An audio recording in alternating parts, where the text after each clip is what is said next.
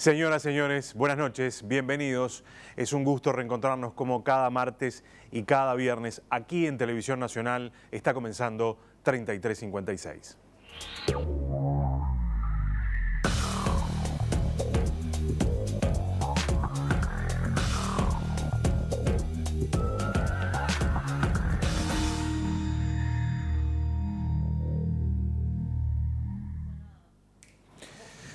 Bueno, señores, una noche particular la de hoy. El viernes pasado nos íbamos con la decisión del presidente de la República, del Poder Ejecutivo, de decretar la emergencia sanitaria en el país a partir de la aparición de los primeros casos del coronavirus. Luego se sucedieron rápidamente una serie de episodios, la aparición de nuevos casos. Hoy tenemos solamente las cifras oficiales que se presentaron en la jornada de ayer. Estamos esperando en cualquier momento y vamos a ir a la Torre Ejecutiva con Rafael Guardia para que,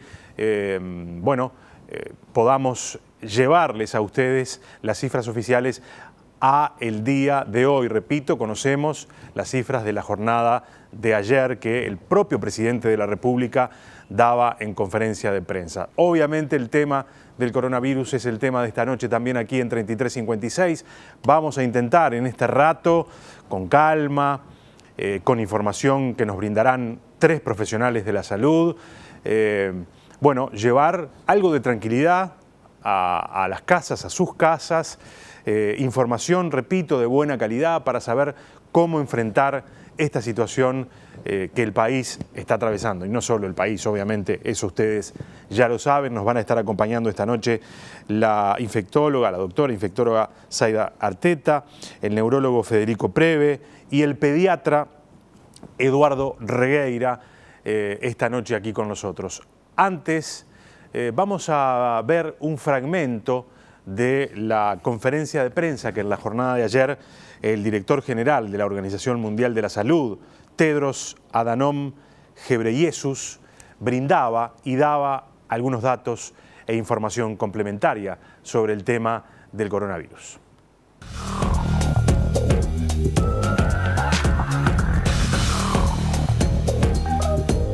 And good afternoon, everyone.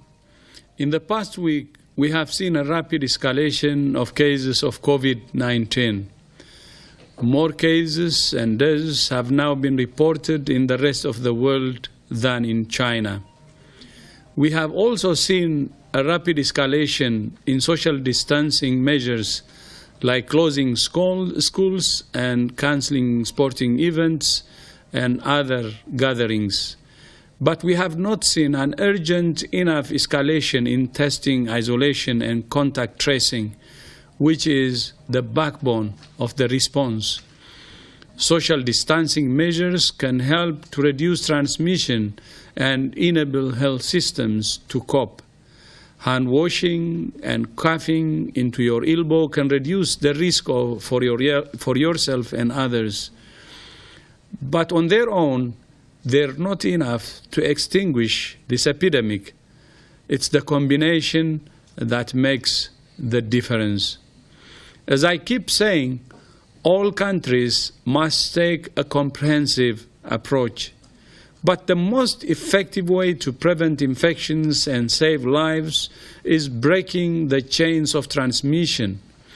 And to do that, you must test and isolate. You cannot fight a fire blindfolded, and we cannot stop this pandemic if we don't know who is infected. We have a simple message for all countries: test, test, test. Test every suspected case. If they test positive, isolate them and find out who they have been in close contact with up to 2 days before they developed symptoms, and test those people too. Every day, more tests are being produced to meet the global demand. WHO has shipped almost 1.5 million tests to 120 countries.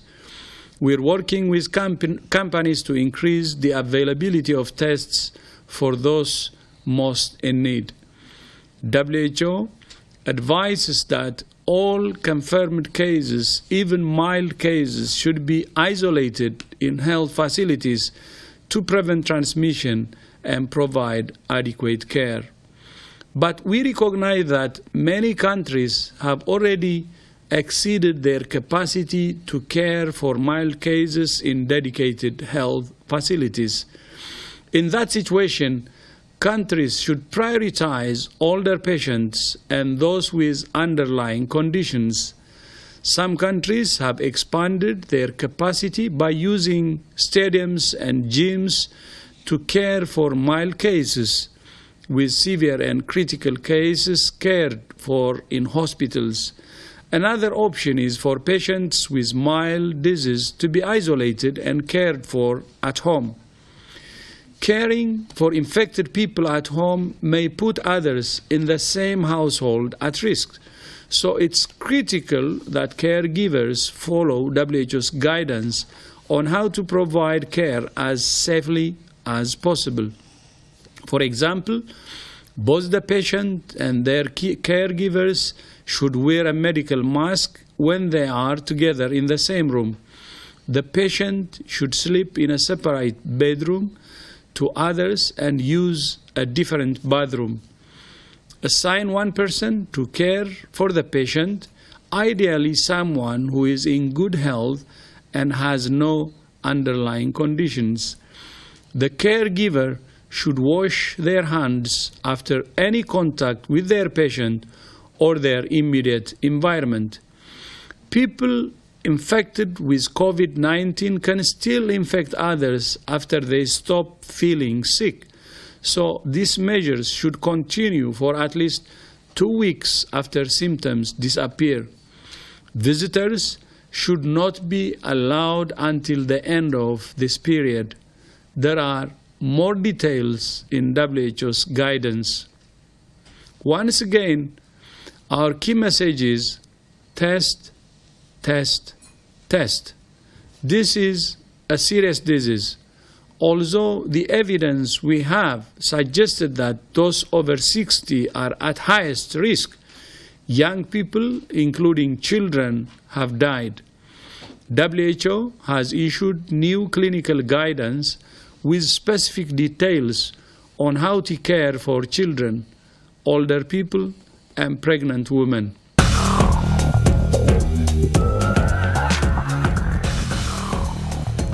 Bueno, señores, hasta acá ustedes veían la conferencia del director de la Organización Mundial de la Salud.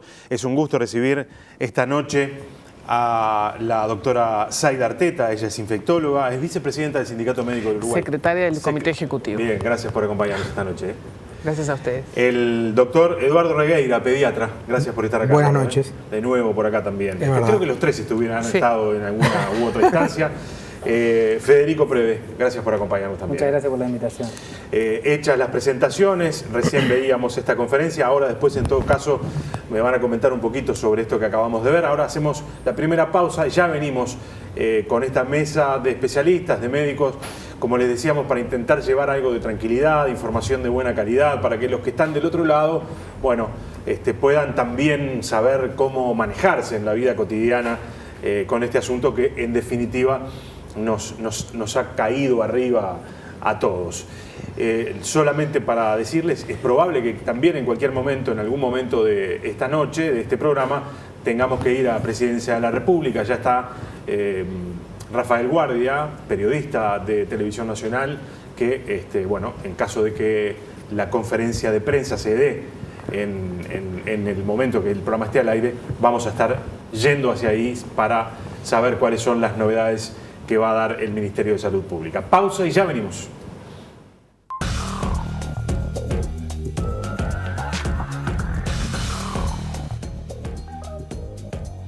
Seguimos, señores, en 3356.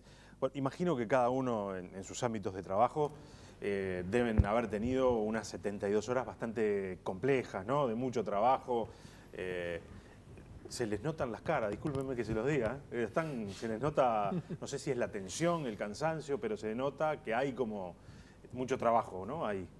Estamos, sí, bastante alertas, estamos cansados porque en todos los ámbitos tanto en el ámbito del consejo directo vía teléfono con toda la población y con todos los contactos que se han hecho en estos días, y también el trabajo de nuestra parte, el trabajo gremial, que se ha intensificado mucho desde el viernes hasta hoy, prácticamente durmiendo muy poco y trabajando mucho, tanto profesional como gremialmente.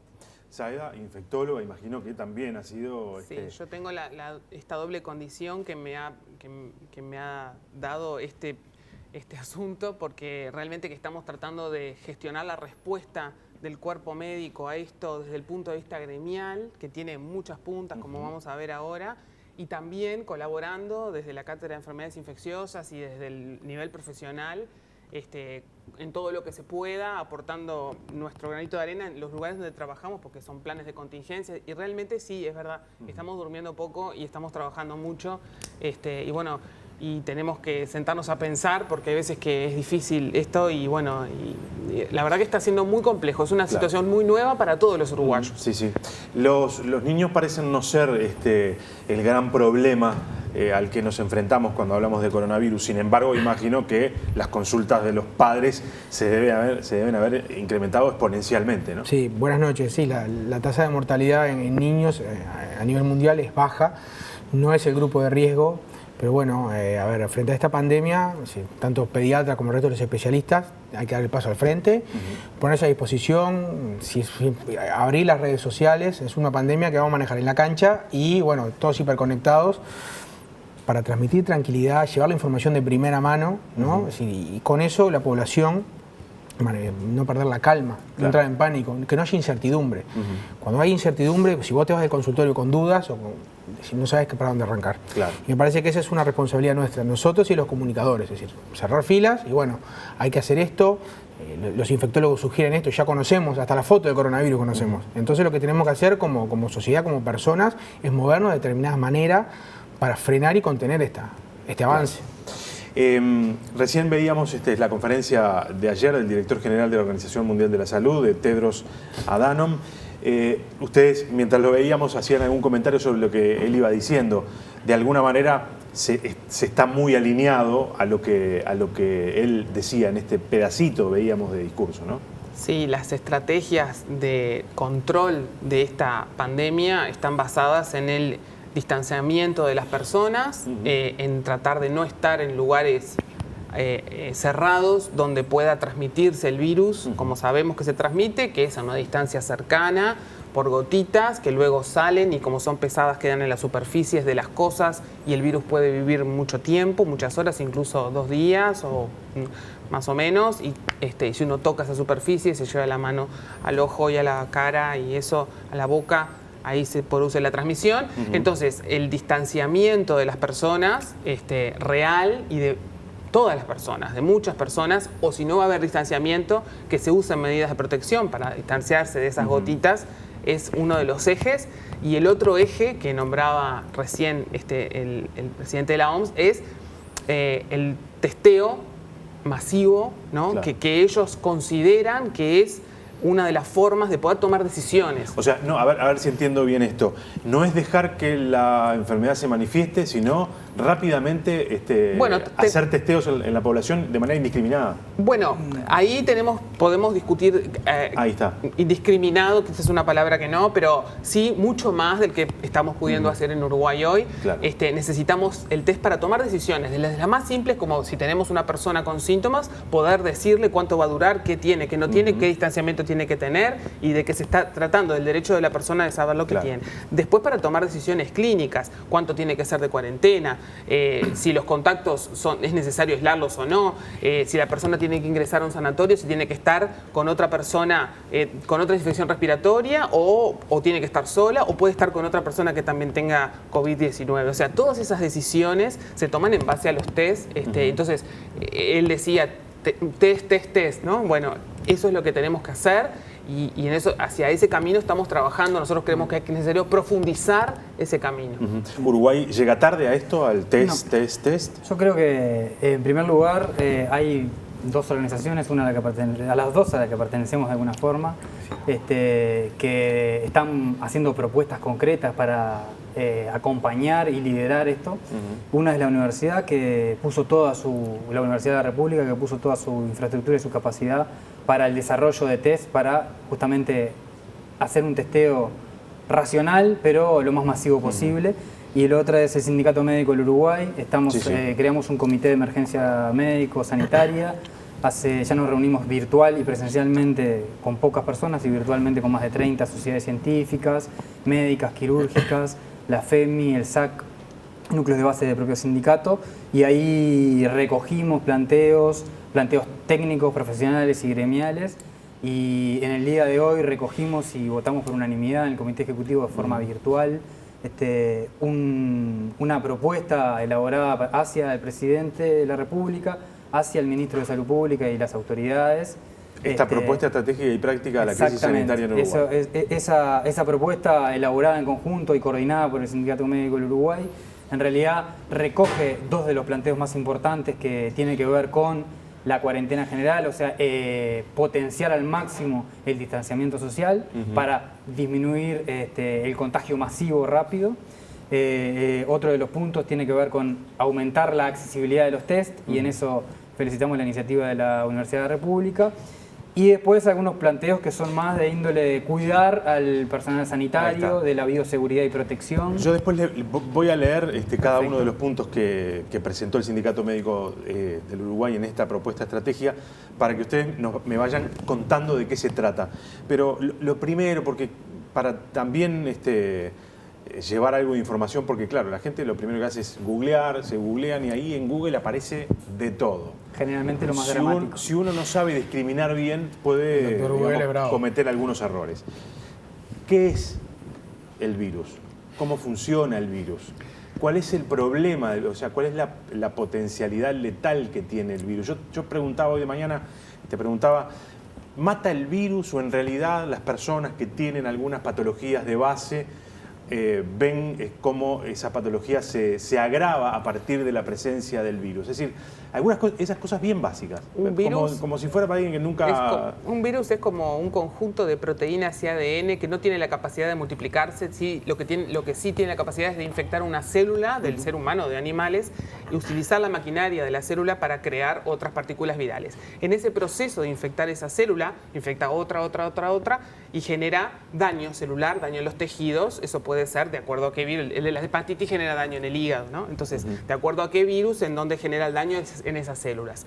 El virus genera un daño per se por vivir en esas células, y además se genera un daño que está relacionado con la inflamación, con la hinchazón, pongámosle, de cuando nos pinchamos, decíamos se hincha porque nos infectamos, bueno, hay hinchazón, la hinchazón de los tejidos, que es un proceso mucho más complejo que esto, pero en este caso sería, el virus infecta las células del pulmón, las células se inflaman, los tejidos se inflaman, se hinchan, y la persona, por ejemplo, no tiene la capacidad de hacer un intercambio de oxígeno, le falta el oxígeno a la sangre, y eso es lo que lo puede llevar a la muerte. Si estamos hablando de una persona con una enfermedad previa, cardíaca o pulmonar, lo que puede pasar es que esa hinchazón, por mínima que sea, ya descompensa esa enfermedad. En una persona sana, esa hinchazón tiene que ser mucho más grave para que dé una enfermedad grave.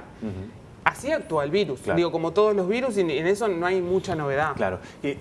Esto es parte de la explicación por qué en los niños o la población, digamos, más joven no es tan letal.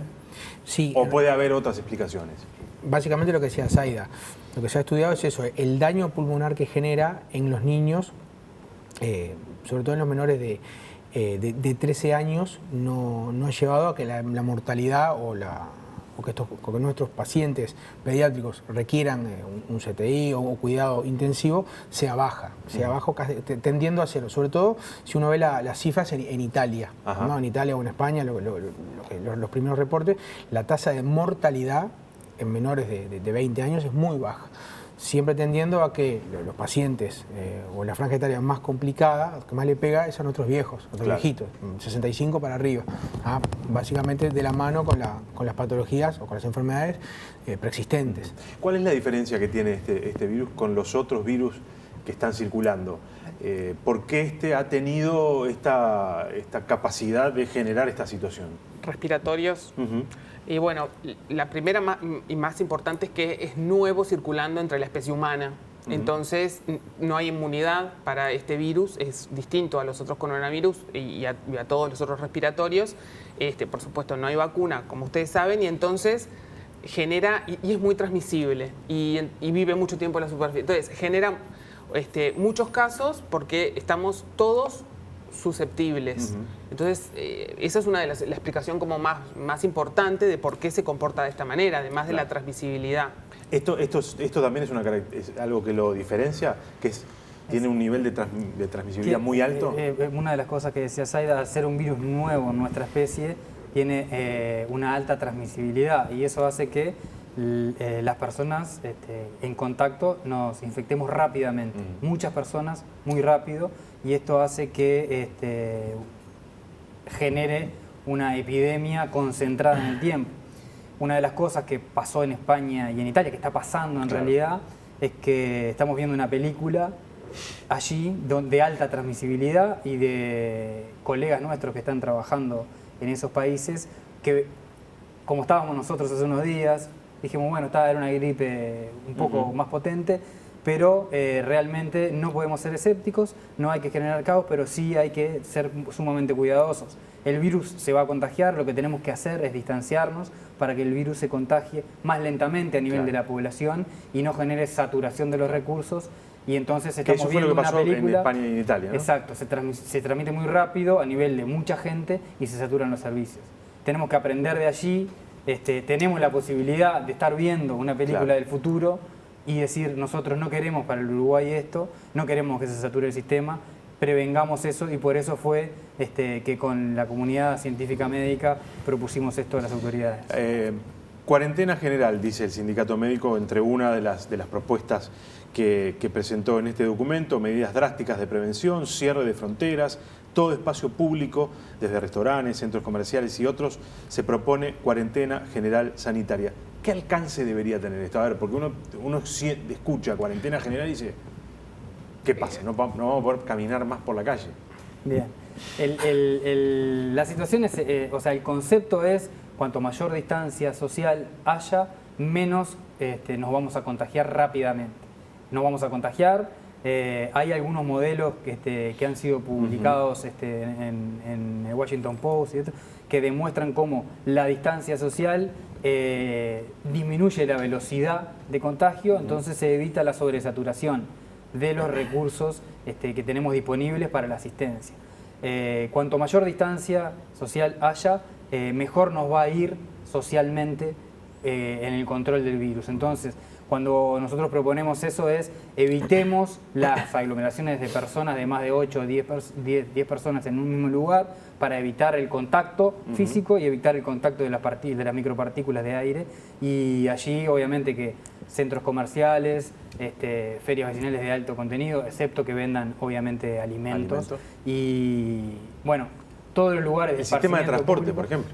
Y bueno, habría que hacer valoraciones, ¿no? No, claro, porque una de las discusiones que están puestas sobre la mesa es la suspensión de estas actividades o bajarlas al mínimo al punto de que no, al punto que sean eficaces, por un lado, pero que también no afecten la vida de la persona a niveles importantes, ¿no? Digo, si yo después no tengo distribución de medicamentos y, o de comida, tenemos que lograr un nivel de organización que nos permita el distanciamiento social con esa organización, ¿verdad? Sí. Eso es lo que, no está puesto en el comunicado, tampoco el tiempo que es necesario, pero bueno, es al menos un ¿Eso tiempo. No está claro, el tema del tiempo? Y que no está claro, pero es evidente que nosotros suspender todas las clases de la Universidad de la República, de todos los liceos, y mantener los shoppings abiertos, realmente que no es lógico. Sentido. No es lógico, la verdad no nos parece. Por ejemplo. Eduardo, ¿no? En pediatría, para los padres que nos están mirando, ¿no? Que tienen 2, 3 chiquilines que ahora están colgados del techo del ventilador, la idea es lo mismo, no es un distanciamiento social, no es un aislamiento respiratorio estricto. A ver, en base al sentido común, pueden bajar a la plaza, pueden dar una vuelta a manzana, no aglomerarse, no jugar a la rueda 16, 20 gurises. Si pueden, salir a tomar un poco de aire. Lo que decían recién Zaida y Federico, respetando el distanciamiento social, obviamente si tenemos niños con síntomas respiratorios se van a quedar en domicilio. Claro. Es mucho sentido común lo que estamos charlando recién. No es algo para quedarse encerrados pensando en síntomas respiratorios decís, y yo repito, el que nos está escuchando inmediatamente dice, de que mi hijo está estornudando, no puede salir. Bueno, ahí se solapan lo que son los resfríos comunes, por eso. Alergia. Las alergias. Que además en esta época las alergias están como ahí, ¿no? Uno tose y ya tenés que mirar que no sacan el rifle, claro. ¿no? Porque genera una incertidumbre, ¿no? Todo esto de que desde el domingo que no se habla de otra cosa que esto. Exacto. Desde viernes, sábado no se habla de otra cosa que coronavirus. Y la idea es transmitir tranquilidad, llevar calma, con lo que hablamos recién, con toda la información arriba de la mesa. Una tos seca, de ese decaimiento, fiebre, ¿no? sé si... general, esos sí son síntomas que hay que atender. Síntomas respiratorios, claro. Después entra a jugar también el antecedente de haber estado no en contacto con pacientes que hayan estado en zonas endémicas o ya pacientes con coronavirus detectados. Pero es lo que decíamos recién, que el virus ya está circulando. Y ahí es donde el otro elemento que mencionaba el presidente de la OMS es importante, que es el testeo más masivo, particularmente a casos sospechosos, con síntomas respiratorios o con noción de contacto, y en particular también para el personal de salud, porque también nos hacen referencia a los colegas del exterior, que dada la magnitud de la epidemia, el contagio es muy frecuente y nosotros tenemos que tener las medidas de protección personal y bioseguridad, y además el personal de salud se tiene que testear, tiene que tener la posibilidad de testearse, primero para que no escasee el recurso humano en el momento de máximo pico de la epidemia. Y también para que algún recurso humano que tenga algún cuadro respiratorio muy banal se haga el test y pueda volver a trabajar si es negativo. Si me permiten, vamos a ir a Presidencia de la República. Está Rafael Guardia allí en la conferencia de prensa donde vamos a conocer datos oficiales de cuál es la situación en el país a esta hora con respecto a los casos positivos. Rafael, ¿cómo te va? Buenas noches. ¿Qué tal? ¿Cómo estás, Gabriel? Estamos aguardando, se ha ido dilatando un poquitito esa conferencia que tú estabas anunciando por diversos motivos. Lo que hemos podido saber es que se está finalizando lo que es el comunicado que se va a presentar a la población de parte del Sistema Nacional de Emergencias, que estuvo reunido en la tarde. En la última hora llegó a la torre ejecutiva el ministro de Salud y a la vez continúan los acuerdos ministeriales con el presidente de la República. Hace un rato finalizó ese acuerdo Jorge Larrañaga, ahora está Ernesto Talvi del Ministerio de Relaciones Exteriores, aguardando entonces las nuevas cifras del SINAE y tal vez nuevas medidas para tratar de controlar esta pandemia. Lo que podemos agregar de lo dicho en el informativo por parte de Jorge Larrañaga, que ya hay un protocolo para trabajar en los centros penitenciarios. Entre ellos, por ejemplo, podemos resaltar la disminución de la cantidad de personas que vayan a visitar a los reclusos. No quieren prohibirlo, porque indican que lo más complicado es que no haya comunicación e información entre las familias y los reclusos y los privados de libertad. Pero se pide que vaya por lo menos una sola persona por visita. De hecho, ya se ha reducido la cantidad de visitas por día que habitualmente hay en los centros penitenciarios. Otra es que se están entregando elementos de limpieza para que se mantenga evidentemente la higiene dentro de los centros carcelarios. Se ha instruido también a los policías penitenciarios para que haya una comunicación explicando cuáles son las medidas, para que se tengan en cuenta por parte de los reclusos y todo ese tipo de cosas. Así que se intenta también evitar las aglomeraciones en las salidas de los recreos, de los tiempos libres. Entonces se comenzó a reprogramar las salidas en los distintos módulos para que no haya aglomeraciones. Eso es alguna de las medidas. Otra es que se ha instruido a todos los patrulleros y a todas las jefaturas de policía del país para que a través de la policía, con parlantes, etcétera, se comuniquen con la gente, con la población y transmita las medidas y la necesidad de mantenerse en sus hogares, de evitar el tránsito, de evitar la mayor cantidad de contactos posibles. Así que veremos qué es lo que ocurre, si todas estas medidas van a comenzar a dar mayores resultados, que es lo que han dado en otros países. Vamos redondeando entonces de aquí nuestra participación y si tenemos oportunidad volveremos a salir con ustedes. Adelante, Gabriel. Bien, Rafael, gracias. Obviamente todavía no están las cifras, como recién lo escuchábamos a Rafael. Va a ser interesante cuando salga el ministro de Relaciones Exteriores también, porque había una serie de casos en distintos países de uruguayos que no estaban pudiendo volver. Por ejemplo, el caso de Perú, que había allí una cantidad importante de personas que no estaban pudiendo retornar. Y bueno, seguramente el canciller tendrá alguna respuesta a esta situación. Hacemos una pequeña pausa y seguimos. Vamos a seguir recorriendo los puntos de esta propuesta estratégica y práctica a la crisis sanitaria en Uruguay que presentó hoy el Sindicato Médico del Uruguay. Ya venimos.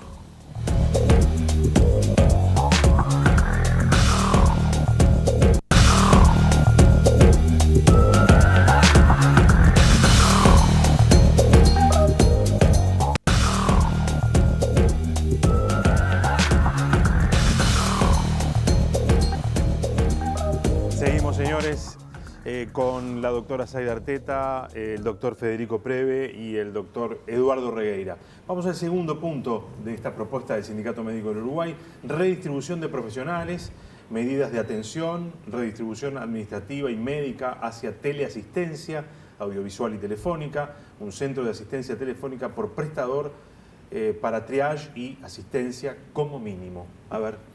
Si sí, estamos en el contexto de la redistribución del trabajo, pensando que va a haber muchas consultas, alguna consulta que es necesaria porque la persona necesita consultar, como consultaba antes, y es verdad que en esta situación de esta pandemia, donde todos pensamos si tengo o no tengo síntomas, si tengo consultas miles, entonces puede ser que haya como lo que llamaríamos una demanda inducida, bueno, porque me hago cuestionamientos sobre mi salud que quizás en otra situación no me los haría, pero no importa por qué, pero realmente se está produciendo un aumento exponencial en instituciones que aumentaron de 800 llamados por día a 4.000.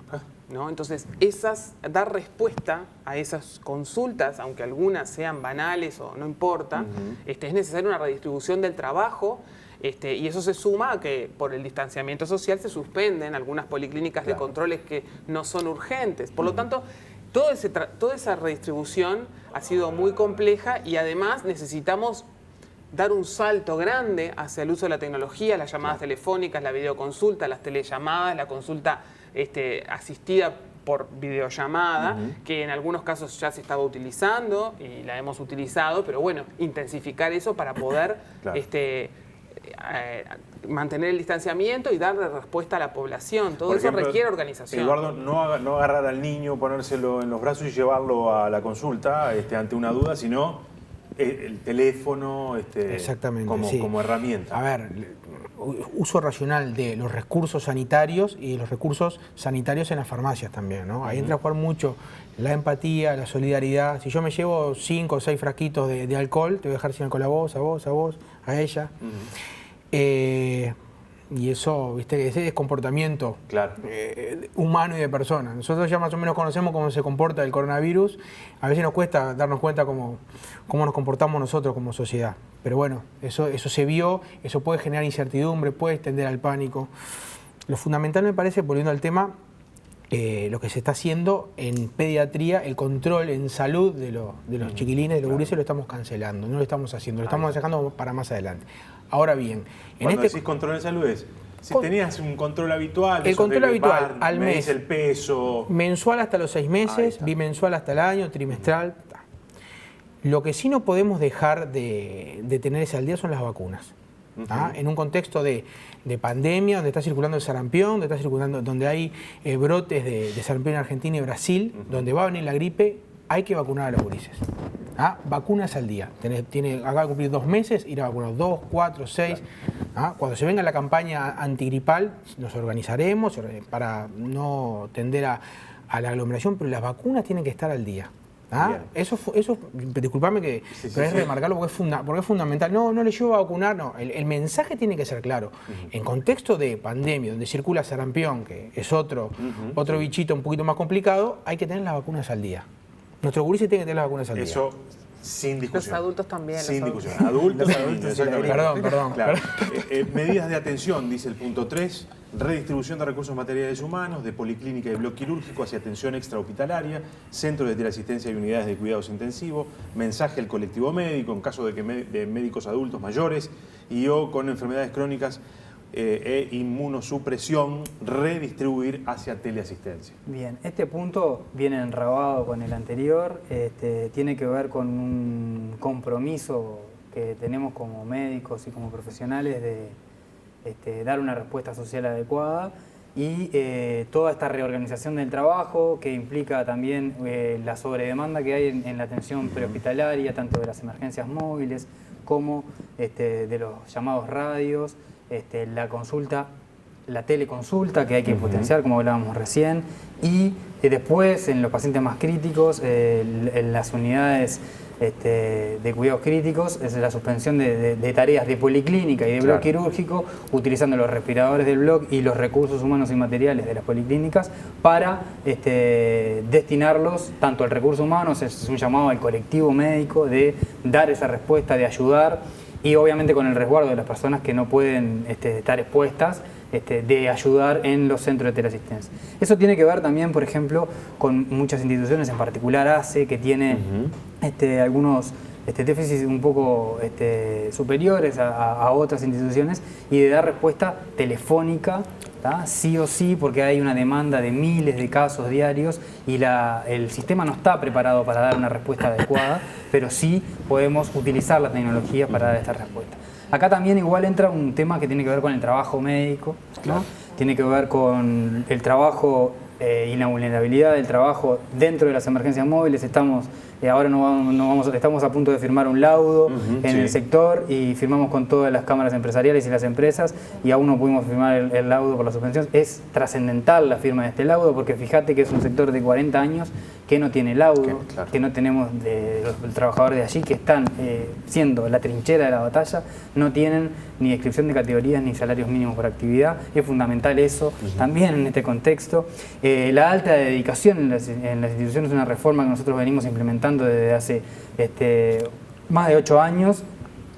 La redistribución con la alta dedicación, con la fidelidad del recurso a la institución para redistribuirlo en otras tareas, también es importante. Por lo tanto, remarcar que desde el punto de vista del trabajo médico, más allá del compromiso, hay 2 elementos que el sindicato ha venido impulsado de forma estratégica que tienen que ver con estas posibilidades. Y obviamente una cuestión central es desarrollar rápidamente todo lo que tiene que ver con la consulta audiovisual y la telefónica para sustituir la imposibilidad de cubrir la demanda de forma presencial, además de que sería ilógico, cuando estamos hablando del distanciamiento social, hacerlo si no fuera estrictamente necesario. Claro. El punto número 4, que es no atender sin bioseguridad, es trascendente porque ustedes me contaban de casos que colegas con los cuales han hablado en España, de centros asistenciales que se quedaron sin médicos, no es literal esto, sino que ¿por qué se contagiaron?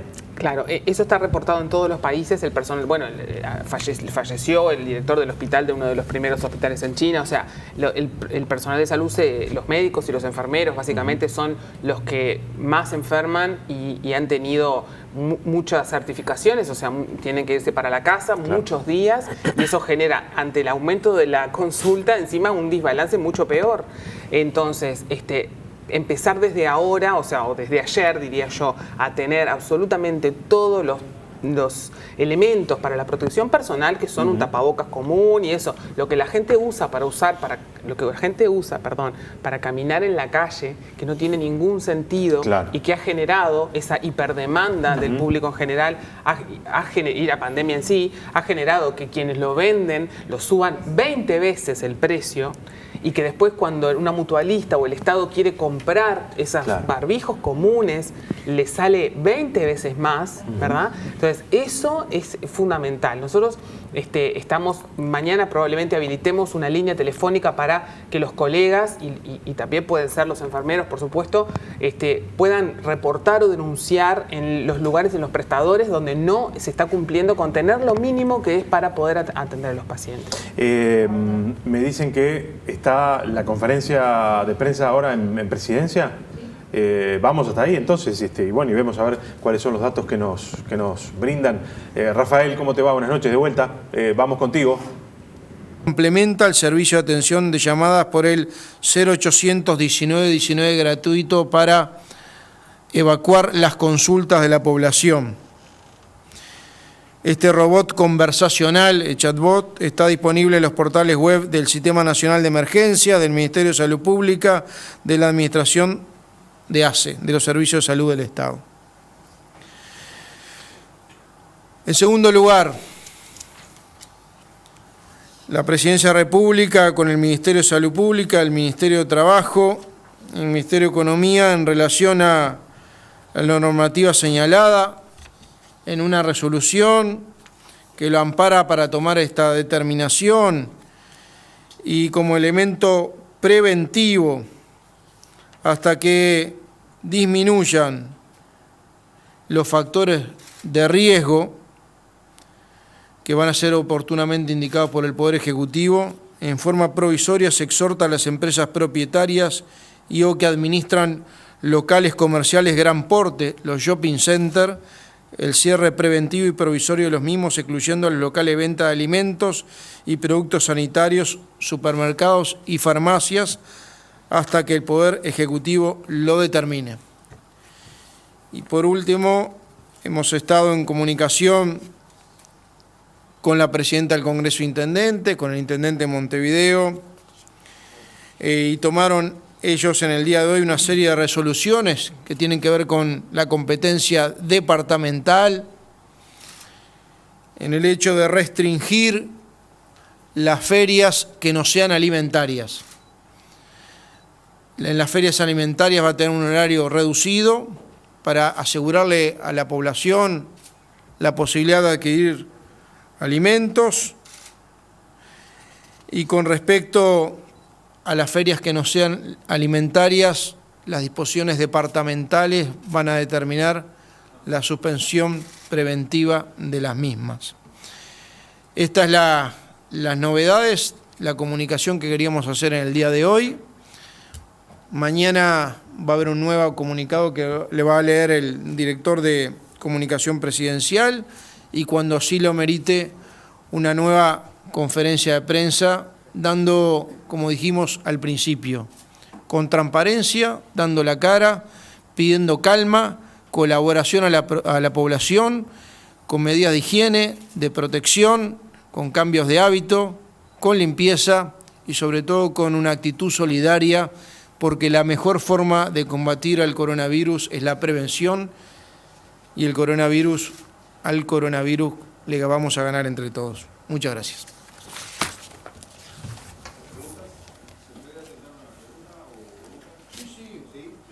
Un par de preguntas, sí, pero...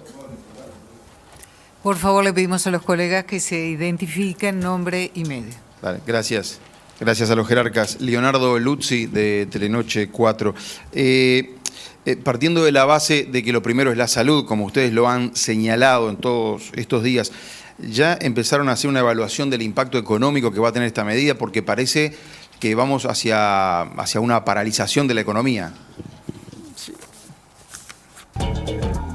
Bueno, señores, confirmados 50 casos y algunas de las al parecer, recomendaciones que se están haciendo, se evitan las ferias, salvo que sean ferias de alimentos y, bueno, y otras medidas que están allí. 50 casos.